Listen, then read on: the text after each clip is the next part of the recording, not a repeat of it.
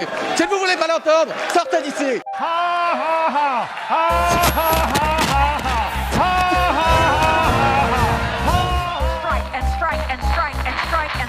Françaises, Français, mes chers compatriotes, nous sommes en train de vivre des jours difficiles. On va pas fermer toutes les écoles de France, comme quand il y a une épidémie de grippe en France, on ferme pas toutes les écoles de France.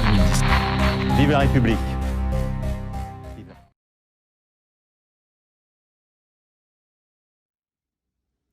Coraline, merci de me recevoir. Peux-tu nous expliquer quel est ton métier? Alors, je suis personnel navigant commercial, plus connue sous le nom d'hôtesse de l'air. Donc actuellement au chômage partiel à cause de cette pandémie. Eh bien oui, c'est ça. Bah, c'était ma prochaine question. Qu'est-ce qui a changé en fait pour toi dans ton quotidien, dans ta vie de famille, avec donc cette pandémie? Donc je vole très peu, voire plus du tout. Les vols s'annulent au fur et à mesure des jours. Le souci, c'est que à cause de cette pandémie, il y a beaucoup de pays qui ferment déjà leurs frontières, qui demandent des tests avant, après. Donc ça incite les gens à ne pas voyager. Les gens aussi ont peur de voyager. Et puis, donc tout s'annule. Donc je ne vole plus, je suis à la maison. Donc du coup, tu passes tes journées à la maison. Voilà, je m'occupe de ma maison, de mes enfants. Je fais des choses que j'ai pas le temps de faire d'habitude. Je range, je trie. Voilà, c'est pas trop mon truc parce que je fais ce métier-là justement pour voyager, pour bouger, pour voir du monde. J'ai jamais les mêmes collègues, j'ai jamais les mêmes passagers, jamais les mêmes avions. Donc c'est vrai que c'est un métier qui est pas du tout... Oui, parce que du coup, là, tu rentres dans une routine. Toi, voilà, tu fais ce métier. Voilà. Je comprends. Et est-ce que ça implique financièrement une perte pour toi? Oui. Alors oui, on a une perte parce que nous, on a un minimum garanti, bien sûr.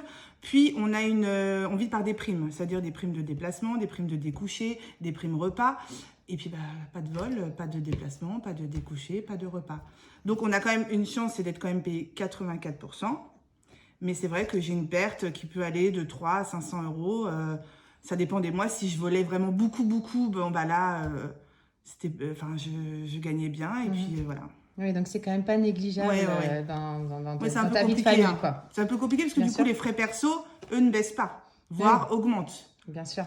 Et du coup, comment tu visualises l'avenir, enfin dans les prochains mois Alors nous, dans l'aérien, c'est très très compliqué. Ils sont assez pessimistes. Au début, ils parlaient d'une reprise, on va se baser sur l'année 2019 qui était quand même normale. Donc ils parlaient d'une reprise entre 2023 et 2025. Là, ils sont en train de décaler à 2025-2027 pour une reprise vraiment à 100%. Nous, ils ont signé un chômage partiel 2 ans, donc jusqu'au 31 décembre 2022, qui sera quand même revu tous les 6 mois. Si, là, ils parlent de peut-être avoir trouvé un vaccin, donc voir... si ça marche.